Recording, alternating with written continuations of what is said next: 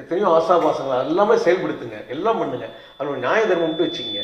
ஆன்மீகங்கிற ஒரு இதில் வந்து வெளியில் அனுஷ்டானங்கள் யூஸ் பண்ணி ஆகணும்னு சொல்லிட்டு, அனுஷ்டானம் இப்படி பண்ணணும் அப்படின்னு சொல்லிட்டு நீங்கள் வந்து எதையுமே துறக்க வேண்டிய அவசியமே இல்லை. வெளியில் உறவு தான் முக்கியம். துறவு என்பது அகத்துக்கு தான். தாட்டிலிருந்து துறவாக இருக்கிறோம், அவ்வளோதான். நம்ம வெளியில் வந்து எந்த ஒரு வித்தியாசத்தையும் உங்களுக்கு காட்டிக்கணுங்கிற அவசியம் இல்லை. நம்ம இயல்பாக இருக்கலாம். நல்லா சம்பாதிச்சோம்னா தான் மற்ற குடும்பத்தையும் நல்லா வச்சுக்க முடியும், சமுதாயத்துக்கு நல்லது செய்ய முடியும். அதனால சம்பாதிச்சா பணத்து மேலே ஆசை இருக்கலாமா? தப்பா? ஆன்மீக தப்பே கிடையாது. இந்த உலகத்தில் நல்லபடியாக வாழணுமா இல்லையா? நம்மளை சார்ந்தவரை நல்லா வச்சுக்கணுமா இல்லையா? எல்லாரும் இந்த மாதிரி கடமை, இது கடமை தானே, சுமக்காம செய்யுங்க. சுமக்கிறது எல்லாமே இந்த தாட்டு தான்.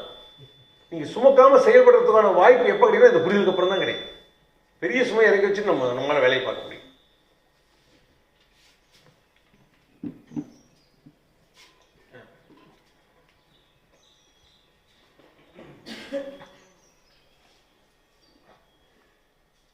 இப்போ நீங்கள் சொன்னீங்க, இப்போ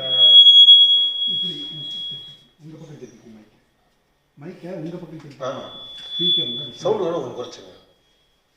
இப்போ அறிவு நம்ம வெளியே போகும்போது அங்கே நோக்கி மனமும் வருவோம் அப்படின்ட்டு, அது சார்ந்த எண்ணங்களும் வரும். ஸோ அப்போ நம்ம எப்படி எடுத்துக்கணும், எப்படி செயல்படணும்?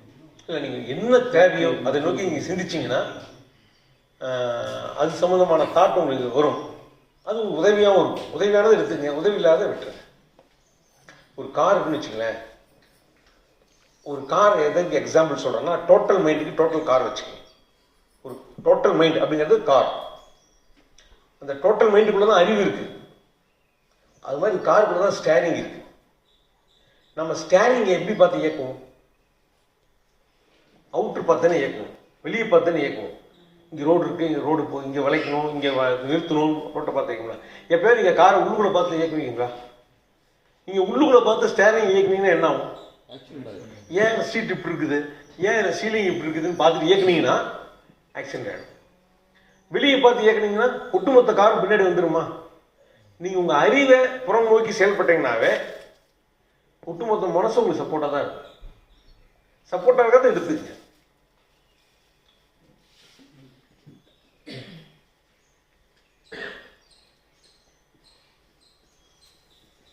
வணக்கம் ஐயா. ஒரு இடத்துக்கு நம்ம போகிறோம், 10 மணிக்கு ஒருத்தர் மீட் பண்ணுறதுக்குன்னு. கரெக்டாக அங்கே போயாச்சு. போனதுக்கப்புறம் அந்த மீட்டிங் டைம் வந்து அப்படியே எக்ஸ்டெண்ட் ஆகிட்டே போகுது. 1 மணி வரைக்கும் ஆகிடும். ஸோ 3 மணி நேரம் அங்கே மீட்டிங். நம்ம பண்ணுறதுக்கு ஒன்றுமே கிடையாது. மொபைல் ஃபோனில் சிக்னலும் இல்லை. இந்த மாதிரி ஒரு சூழல். அந்த மாதிரி சூழலில் நம்மளுடைய மனசு